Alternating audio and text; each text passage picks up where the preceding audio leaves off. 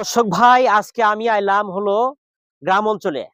গ্রাম অঞ্চলে মানুষ তারা কিন্তু কফি চাষ করে। দেখেন, এদিকে একটু ক্যামেরার মাধ্যমে দেখাই। দেখেন, তারা কিন্তু কৃষক।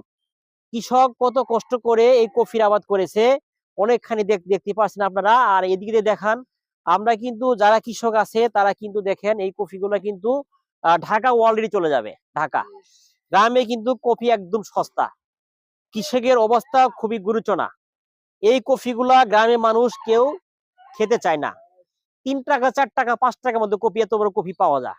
ঠিক আছে, তাই কৃষকের বর্তমান খুবই লস। কৃষকের কাছে আমি কিছু মতামত শুনলাম। কৃষক বলল, আমাদের এই ফসল করাতে একদম আমাদের লস। তাই এই যে এক ভাই আসছে ঢাকা থেকে, এই যে পাইকের ব্যাপারী, উনি কিন্তু এই কফিটা নিয়ে ঢাকা ওয়ার্ল্ডে চলে যাবে। ঠিক আছে, যেহেতু গ্রামের কফি তারা খাচ্ছে না, গ্রামের মানুষ অলরেডি কৃষক বাধ্য হয়ে এই কফিগুলো ঢাকা দিচ্ছে। ঠিক আছে ভাই, এই পর্যন্ত আজকে থাকলো। যদি ভিডিও ভালো লাগে সবার একটা শেয়ার করে দিবেন, সবার দেখার আপনার একটু সুযোগ করে দিবেন।